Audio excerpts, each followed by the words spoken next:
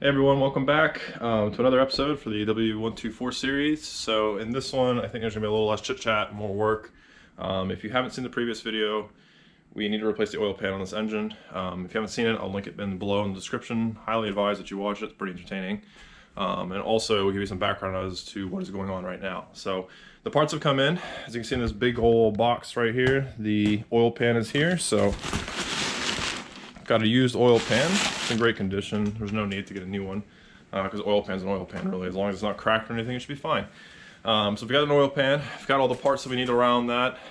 We've got the flywheel that came in from Germany, so I was able to source a single mass OEM flywheel for the W124. So we've got all the parts more or less, but then I made the decision that I think it's best for me to pull this engine. So right now, there's no transmission on the engine, so you can kind of see the bell housing cut off right there. It really doesn't look that difficult to pull. We just got to get rid of the connectors and all the fuel lines and drain the coolant, pull the radiator, etc. And it should just come straight out. The reason I'm pulling it is because this oil pan has like a, I don't know, 30 something odd bolts, and there's some that are different sizes and stuff, and just being under the car would be such a pain, because if you want to replace the oil pan on the engine without taking the engine out, you need to unbolt the engine mounts and then lift it up above the cross member so that you can access that oil pan and slip the new one in. And sometimes in some models and something, you have to rotate the crank to get the oil pan to slip in. And the thing is, if you mess up the gasket that goes around the oil pan, you're in for a ride, right? It's going to leak again. So I decided I'm going to avoid all that. I'm just going to pull the engine, do the oil pan outside the engine, and while I'm at it, I'm going to check the timing chain, check the guides, maybe do the front main seal. I'm going to have to redo the rear main seal because I need to do the housing that it sits in, so I'll show that later. I did put a new rear main in. It's not leaking from them. It looks like there's a little seepage on the housing. I don't know. I'm going to make that call later. The reason I didn't replace it when I had the transmission out is because that same seal kind of seals up with the oil pan. So when you disrupt the oil pan, it would also disrupt that seal, and then I guaranteed leak. So that's why I didn't do it the first time, and why I'm planning on doing it this time. Engine is because once the engine's out, I can kind of physically crawl into the bay here, and I can clean up all this wiring. So all the janky wiring that, you know, they did that was done by the Davia units from the dealer. I can clean all this up. I can finally get this relay out of here. You know, just really patch all this up, and then I can pressure wash the engine bay. I'm not going to repaint it. There's really not a point. The paint's in good condition, and you can't really see the paint in the majority of the car. But anyway, I want to do it right. I want to do it all when, you know, when the engine's out. So that's the plan right now. Currently it is 30 degrees outside, and I know everybody in like the north and stuff where it's like actually cold is probably laughing right now, saying, you know, I'm being a wuss, but I'm not used to the cold. But we have a really high wind advisory today, so with wind chill it's, you know, 20s and lower. So not an ideal day, because for me to get the engine out on this car, as you can see, it's massive. I mean, it takes the whole garage, and for me to get the cherry picker lined up, first I gotta get the car down on the ground, because, you know, with the engine elevated, the cherry picker, when it starts to lift, is already at a disadvantage, because you're gonna have to lift the cherry picker to get to this existing height, rather than starting at a lower height and then using a higher range in the hydraulic cylinder. So we'll see that later. But that's primarily what I need to do. But the thing with that is we got to push the car out so that I can comfortably get the cherry picker in. And, you know, the plan is I'm going to switch over to my beater wheels, because this car is probably going to go under the waterproof cover that's on the right over there. I'll write a review on that in a year. This is from an Amazon purchase. I don't want to link it right now just because I don't know the quality of it, so I don't really want to promote something that could potentially suck, because the last two covers that I bought from Amazon were trash. That's the reason behind that. But the car is basically going to go into a long-term slumber, ideally 2 weeks. I don't really want to keep this car too long out of commission, but we want to get the engine out, push the chassis out, and then I can kind of work on the engine at my own pace. Okay, so engine pulling. What do we have to do? Our transmission is out. Now, normally when you pull an engine, you can do it with the transmission in. On some cars, some you might have to pull the transmission. Highly subjective on the car. Now, it's easier for us because we don't have the transmission, so we don't have to like snake that out. Usually the engine will come out, if you imagine, at an angle like this to accommodate the transmission, which is located behind the engine. We don't have that problem. We're probably still gonna have to come out at an angle, but anyway, I digress. Now, think about it. We have, what, air, fuel, and I guess cooling in this instance. Our exhaust is already disconnected. So we got to think about all the things that this engine is currently connected to. Now, this is an older model, so our electricals, let's start there. We got to make sure that all of our electricals are disconnected. So anything that's connected to the computer, whatever it is on the computer, not the computer, on the car, that needs to be disconnected so we don't rip it out when we're pulling the engine out. Now, the W124s, I've never pulled this engine before, so I'm basically experiencing this in real time as you are. We've got our harness that runs across the engine here from the CIS fuel system. Super straightforward. There are 3 bolts that hold this plastic in. We just unplug all of our connectors, unplug all the lines, and then we can take that off. That should take care of most of the electronics, because as far as I'm concerned, the harness and all the communications really goes through here. There might be some odd ends in and out on the side here or below. The next thing is vacuum lines. So I know for a fact we have some vacuum lines here that have to be disconnected. They're connected to the EZL over here. That's something that we have to consider. You know, this vacuum line for the brake booster, that needs to be unbolted and removed. That's going to be in the way. It's obviously connected to the intake manifold. And that should take care of most of the electronics on the car. Now the next thing would be cooling. This thing has a Vestabo cooling unit, so it's going to have more odds and ends in terms of hoses. And this hose looks really tight. That's because the engine is leaned forward. But this hose is going to have to be removed. That coolant hose, the upper, the lower coolant hose, all that needs to be removed. And then that should take care of most of the cooling. Now, the other thing is this has an SLS suspension, so we have an SLS line for the fluid. And I hate that I just flushed this because now I'm going to lose all this fluid from the reservoir. I shouldn't lose it from the car. But the line from the reservoir runs through this little crossover tube into the power steering pump, which is a tandem pump, as I discussed in different videos, for the SLS pump. That's going to have to be removed. Our air has been mostly removed. The distributor cap, remember from the video, from the flywheel mess, that was removed because I was diagnosing. You don't really have to remove the distributor cap to pull the engine. You do need to remove the fan. That would be too close. And I think, well, this is subjective, but you probably don't have to remove the radiator. But what I suggest is you always remove the radiator when removing an engine, because it might swing forward, you know, and these things are sensitive, right? I could push this in with my finger, and if you have a heavy engine smash into it, you're going to be replacing a radiator. These radiators aren't cheap. So, and this one's in perfect condition. Once we have it out, I can fix all the damage from the fan. This wasn't a fan hitting it, this is where people were removing it and stuff. These fins can be repaired. You just need to straighten them out. So we'll get a separate video on doing this, and I'll kind of explain how the radiator works and why these fins are important, and how essentially the cooling principles work about that. So that'll be a separate issue, but we do need to get this out. You know, the next thing is AC. So when you're removing an engine, if you don't have an AC recapture system, what a lot of people do is they leave the AC compressor on the car and pull the engine out, which means our AC compressor, if we follow this high pressure line, is all the way down there. So you would unbolt it, you would strap it to the chassis or let it hang, and then you can pull your engine out of the way. Now, for me, check this out. So I don't know if you can see this, but here's this line going into the compressor. So I don't think you're gonna be able to see this. This line, all the way down there, is loose on the compressor. So this actually screws into the back of the compressor. It's completely loose. So now I've had refrigerant issues with this car. I haven't really used the AC that much because I didn't drive it too much in summer. Now I knew I had a leak on the Schrader valves, so I replaced both, and then did a leak tester detector kit. I didn't really, pick anything up, and it seems like it held refrigerant. But this line is loose, so that might have been my complete issue right there. I might have just been losing all my Freon. So I'm gonna look at this, but I really don't think I have any Freon in the system. I did try to turn on the AC before the car went down, and it didn't turn on. The compressor didn't kick on. So more than likely, I'm out of refrigerant again.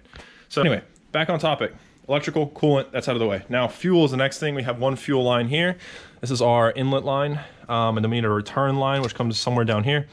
Those are just two banjos, not banjos, excuse me. Those are, I think, 19 mil, a 19 mil and a 17 mil flared nut. I don't even know what I'm saying right now. But those need to be unbolted. That'll come off of the car. And then throttle linkage is another thing I can see off the bat. That's gonna get in the way. Trying to think if there's anything else. We have our heater core coolant line in the back. What else? What else is in the way?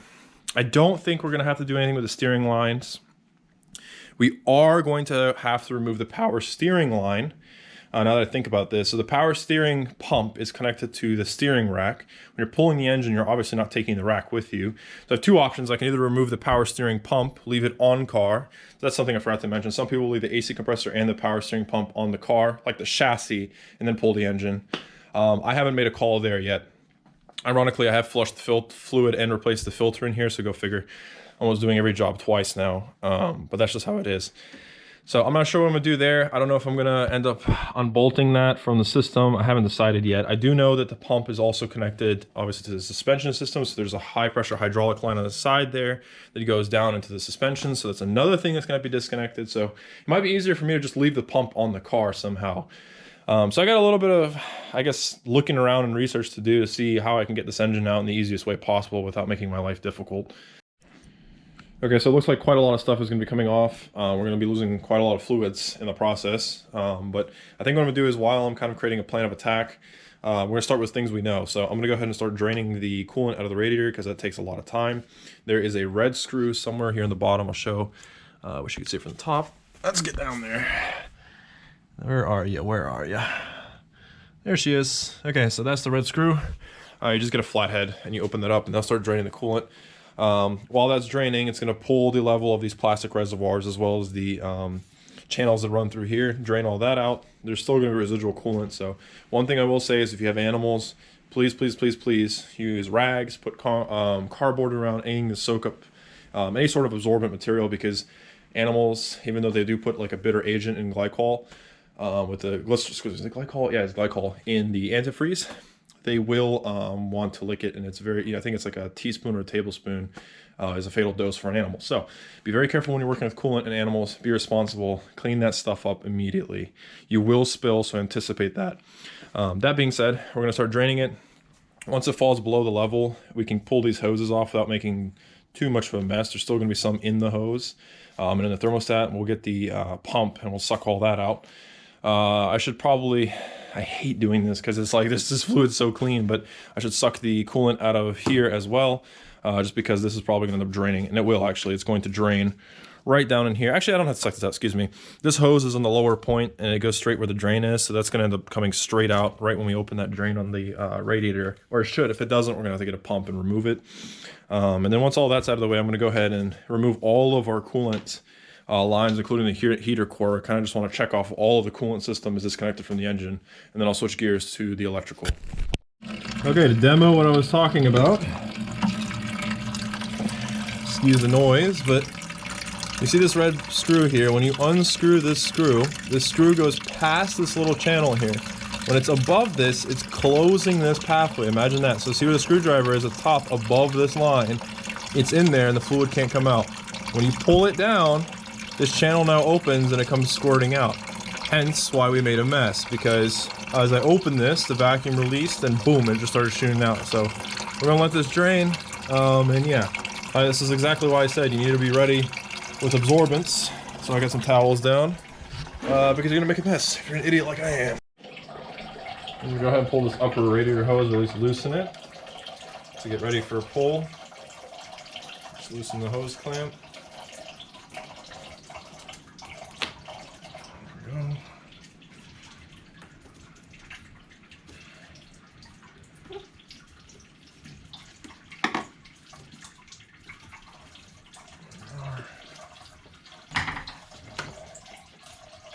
Get a vacuum. So when I pull this off, there's likely coolant in here, so I'm just going to get the same thing, similar pump to the oil extractor. We're just going to stick that in here to suck all this up. That way we don't make a mess, hopefully.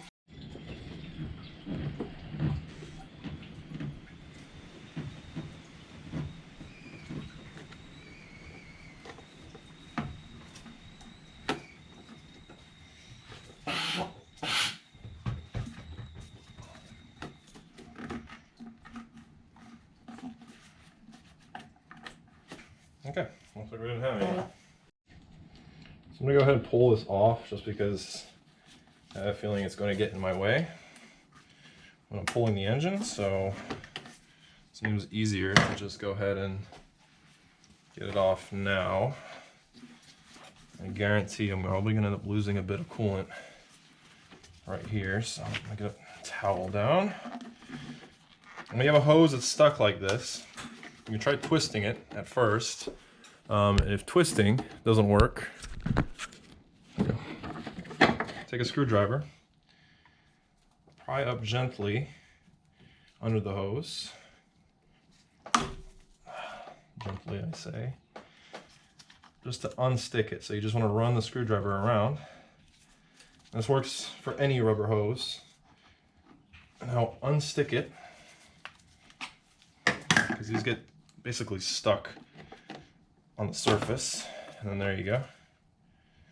Oh wow, nothing. Okay, so you just take it, this little line inside here, when you, especially when there's a hose clamp, will tighten around and it kind of gets sticky.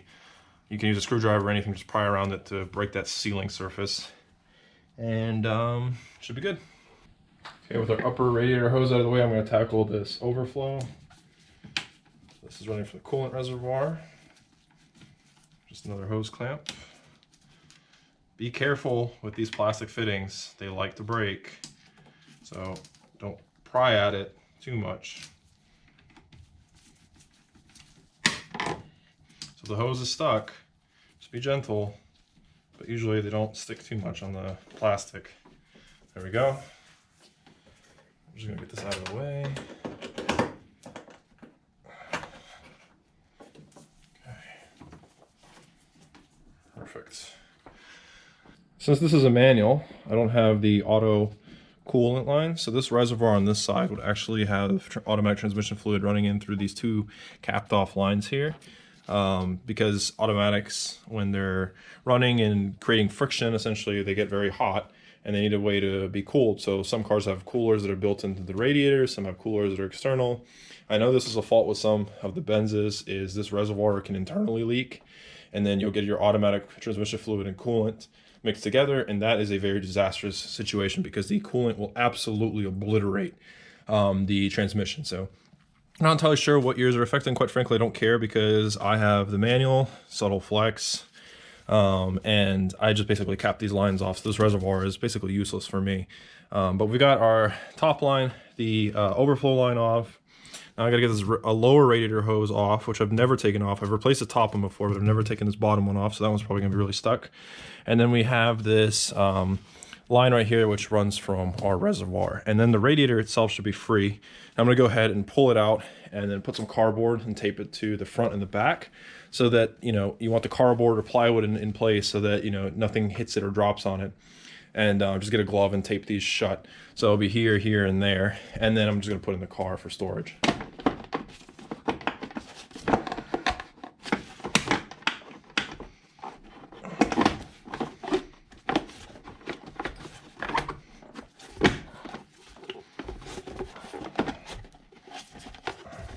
So you definitely can't hear that on camera, but as I was pulling this off, remember how I said this AC line is loose?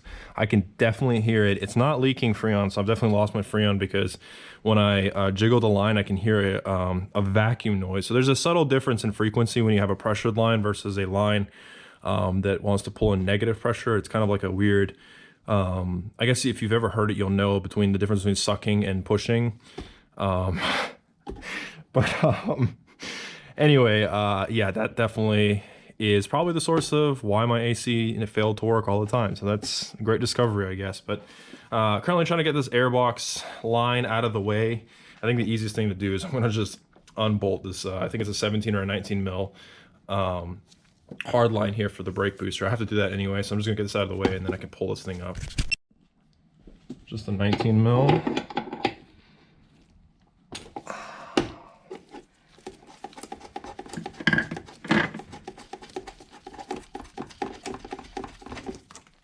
Go. Boom. Easy.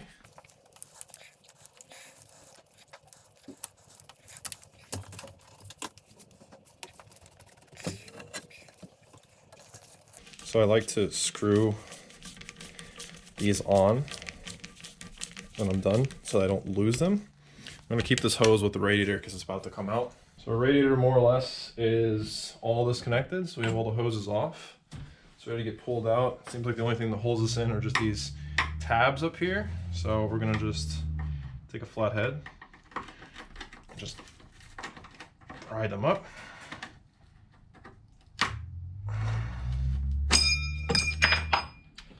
You know, I was trying to avoid that. Had to be dramatic, didn't we?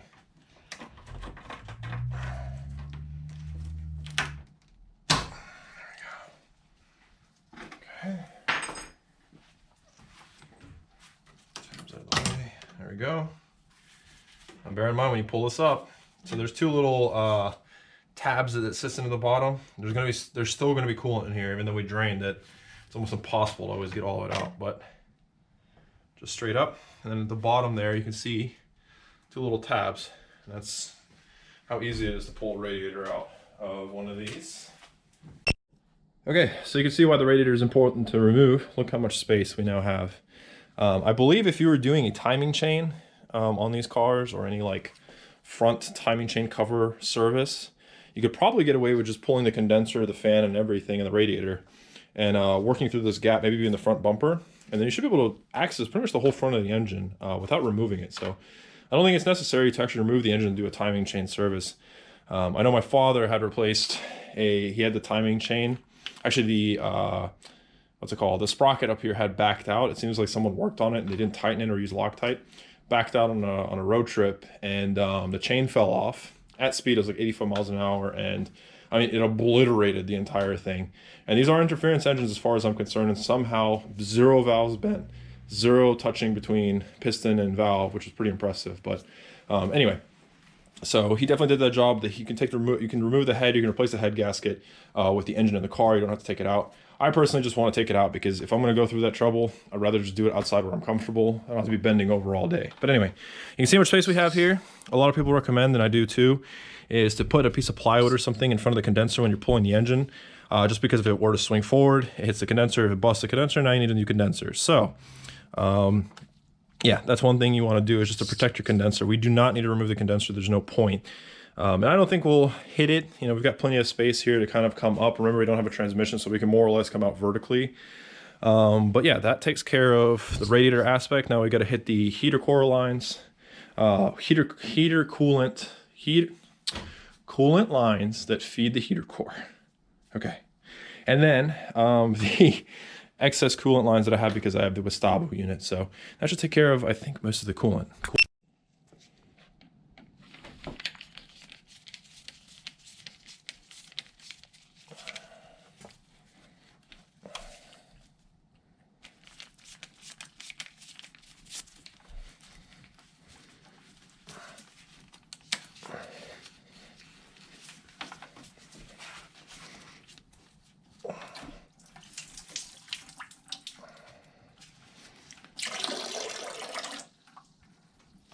Oh, hello. Oh, for the love of God.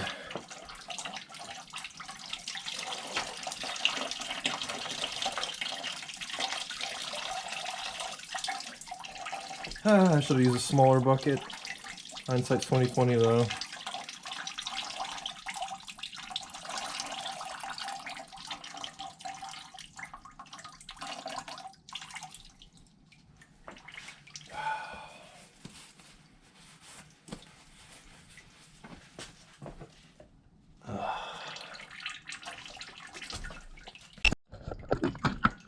So I'm sitting here and I'm like, why is this crossover pipe so loose? It's missing a bolt. Oh goodness.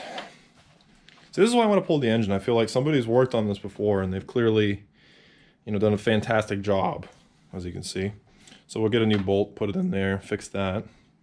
So definitely my work cut out for me.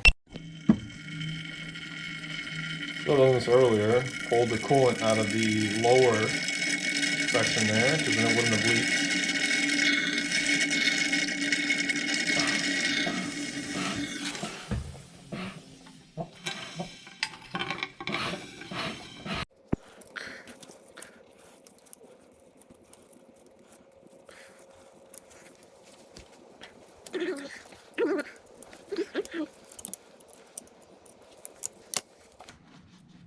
Oh, this is gonna make a mess.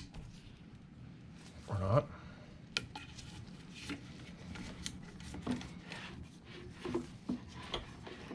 You know, I was fully expecting that to make a mess, and it didn't. Interesting. Okay, so the coolant system more or less is disconnected from the engine now. I like to use these gloves here that just you know, I zip tie the glove, that way I can keep contaminants from coming out or in. I also have these little rubber caps that I put in, you know, vacuum lines or crossover lines or anything, just to keep it sealed. Now, Mercedes actually sells something that looks very suggestive that you can use to cap these, and I swear to you, this is an official Mercedes part, so let me show you. So here's the thermostat on the L28 from the Datsun, and there's the little suggestive thing that the dealer sells. Now, I'll link an image right here. And as you can see, that looks, yeah. So yeah, I contemplated on buying some more. I originally had bought them because I thought it was funny. And it turns out they're actually really useful. They have a nice, good, solid fit around the shaft. nice and thick so they don't puncture. Highly recommend. Shaft of the car, like things like this, obviously, you know. But anyway, come in different sizes too. So the girthier the pipe, they've got it all. But I'm out of those. So unfortunately, we're going raw here, and I'm just gonna have to use gloves and whatnot. So I'll leave that up to your imagination. But I do recommend them. They're not that expensive, and they actually work really well for keeping fluids from going out. So anyway, we got the cooling system mostly disconnected. This actually I thought was coolant, but it looks like this is a hydraulic line. So there's a light right here. There's a flared nut and probably a 17, 19, and then connected to a 14 or a 12 or a 13. I just listed a bunch of sizes, but those are the common sizes that are used in the car. So I'm gonna go ahead and put a towel down there because that's gonna leak probably some hydraulic fluid out. The system's not under pressure, so with the self-leveling system, don't worry. If the car hasn't been running a few days, especially, it's really just under pressure while the car is on. I wouldn't sit there and test your luck and crack a line open right after the car has been turned off, because there could be some residual pressure. But this car's been sitting for a while. I don't think there's really any pressure. You might get a little drip and that's it. So I'm gonna disconnect that. You know, there's two options here, right? So we can disconnect it there and take the hose with the engine, or disconnect it down to the pump and leave the hose in the car. Now you think about that. Either disconnect that, flip it and keep it with the engine, or snake it out from wherever they've crossed it over here, which is gonna be a huge pain, and leave it on the car. So I think it's a bit easier to just disconnect it there and keep it with the engine. So you probably can't see it because that crossover pipe here is blocking the view, but that's essentially just like a brake line. It's a 12 mil. So you want to use a special wrench ideally. So these are like for brake line fittings and whatnot. They have more grips to allow, you know, when you use a standard wrench, you usually have only this boxed area. So you really have only these points of contacts versus this. The advantage is those fittings are always soft, and what I mean by soft is it's easy to slip the wrench and round the nut, and you really don't want to do that. This decreases the chances of rounding the nut. Now this is from Gear Wrench. I don't have any brand preferences. I just get what makes sense, and you know, it hits the price point, it does well. So far I've used them for a few brake jobs and whatnot, and they've had good fitment, have zero issues with them. The finish looks good. They seem pretty durable, so let's hope it stays that way. But it's a 12 mil on the nut and a 17 mil to counter hold.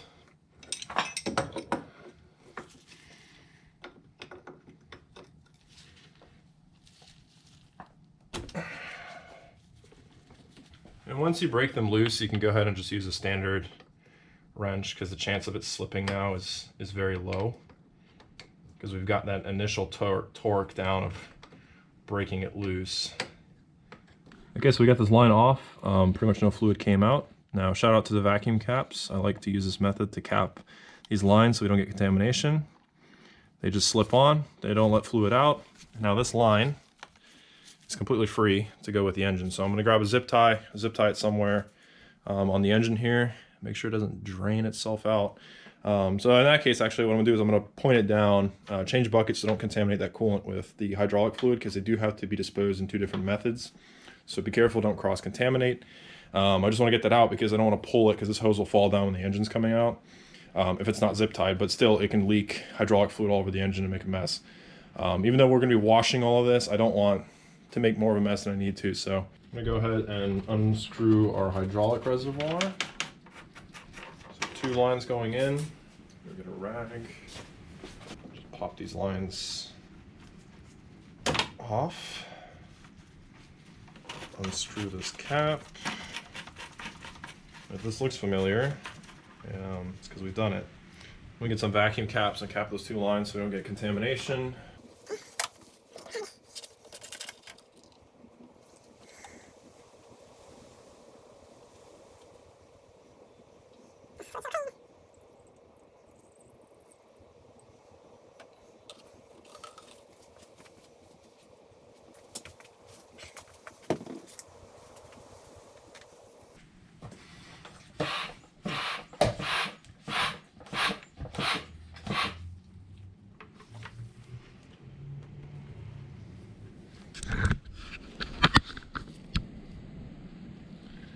Okay, so we're gonna go ahead and pull the fluid out of the reservoir. There's quite a bit of a shame because we just did the suspension on this car, but I did replace this bottom hose right here. This is not a high pressure hose, so it just uses like a fuel hose. It's really just feeding the fluid from the reservoir to the pump on that crossover pipe here. I cut it too short when I replaced it. As you can see, it's under tension. Right now it's not, but the engine usually sits a little bit back. So I'm gonna end up discarding that. So I had an option. I was thinking I could just clamp this line really tight and then just keep the fluid in the tank so I don't have to, get rid of it.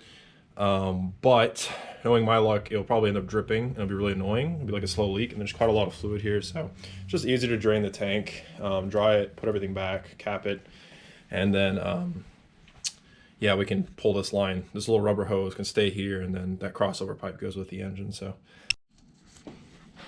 okay, ready to take this line off.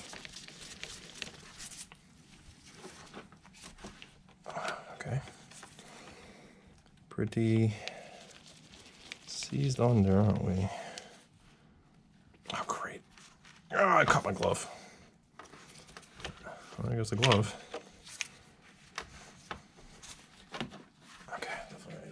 Here. There we go. Unstick this guy a little bit.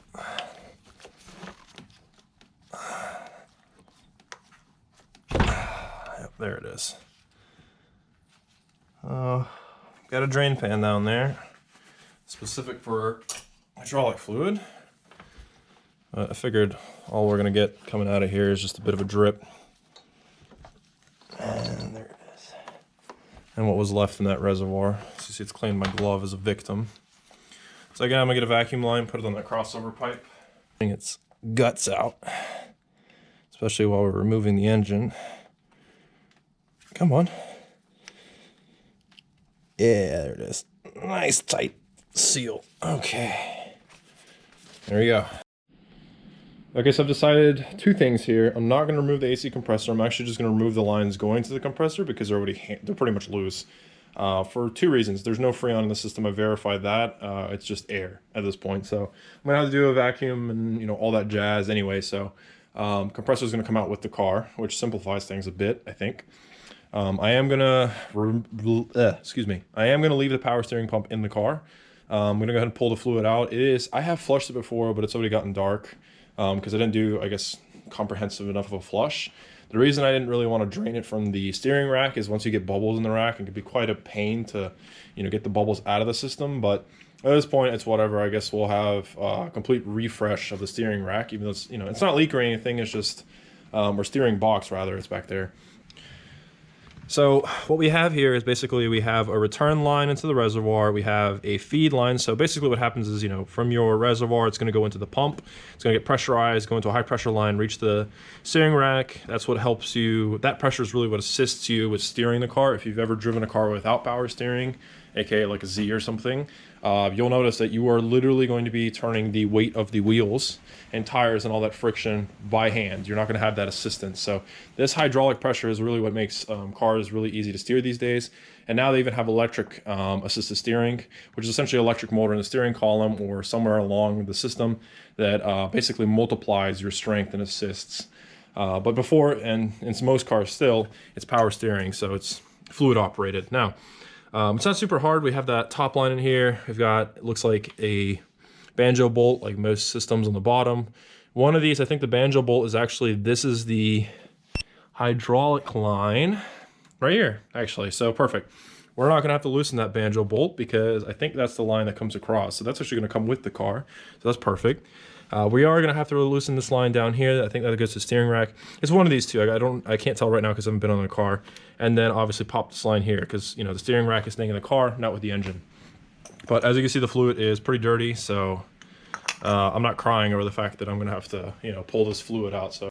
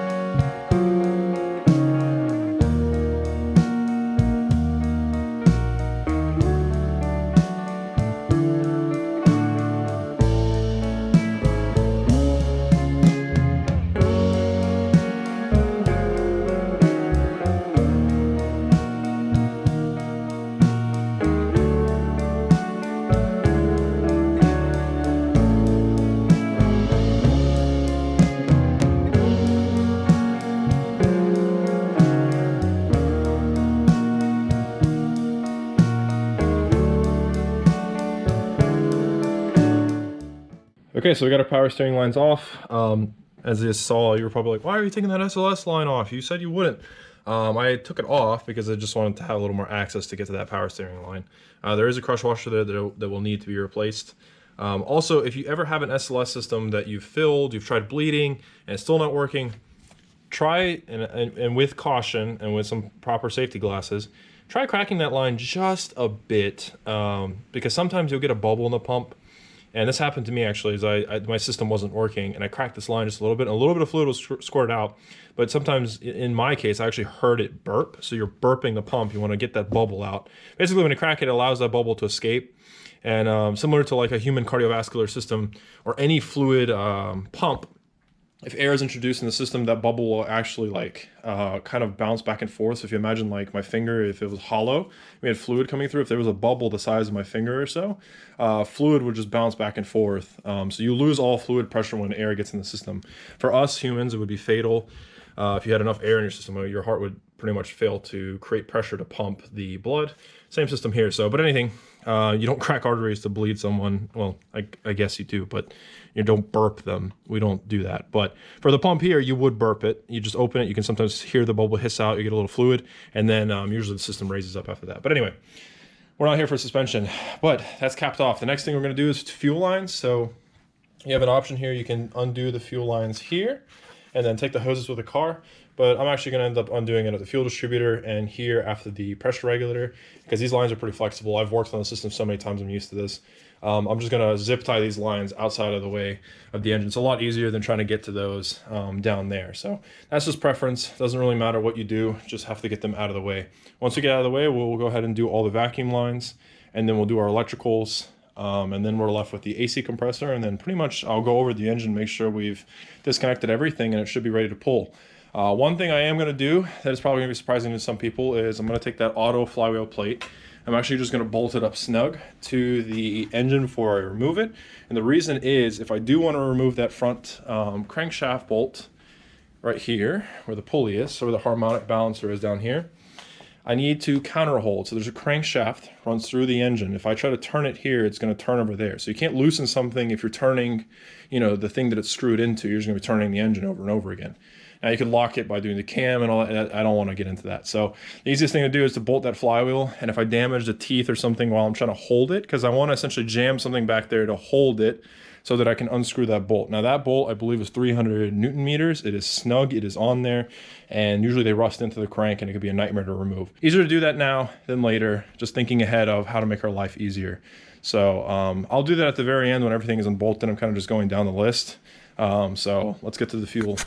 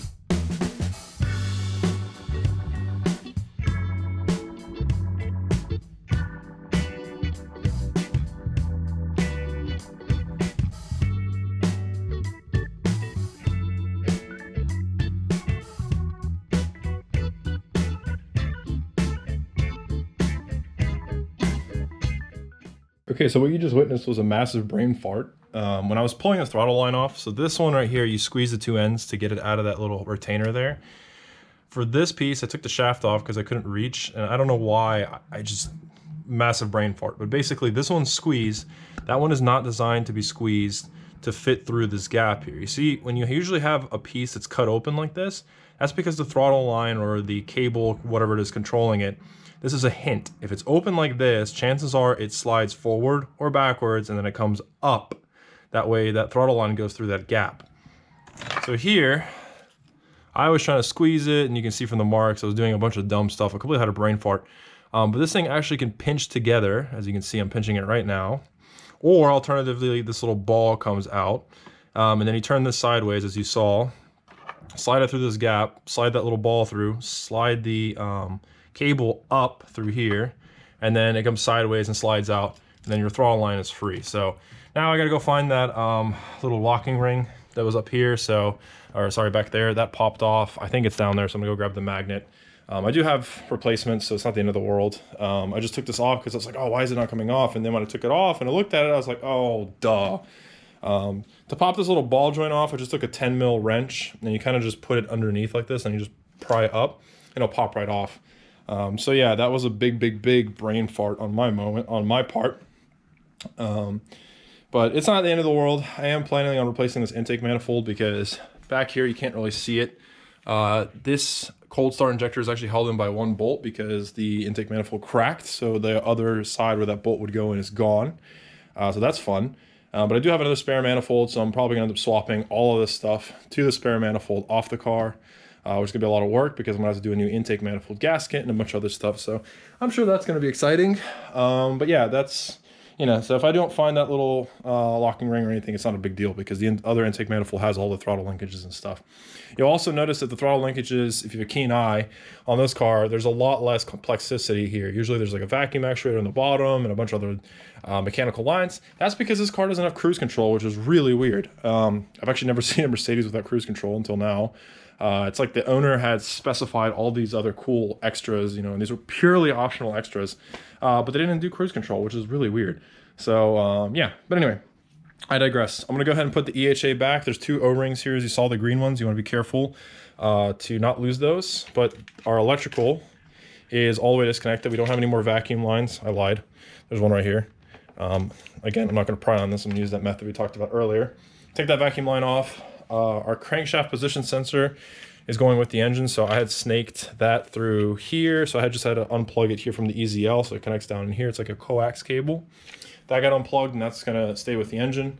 So yeah, it is pretty much all there except for the AC compressor. And then I have to get under the car and you know, double check anything that's hanging.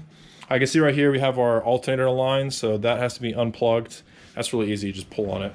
That comes off. I still need to put that flex plate on that we discussed. And then the starter itself is kind of just hanging down here, and you can see its cables right here. That'll just slip out of this grommet, I think. I'm actually not entirely sure how that's held in, but I have to figure that out. Actually, I don't think it slips out. So this doesn't look like it slips out of the grommet here. It's not like cut open. So I'm just gonna unbolt, looks like a 10 mil. So that 10 mil will come off and that bracket should come out. And then that big fat wire that goes to the starter should stay in the engine bay. The starter will not be coming with the engine.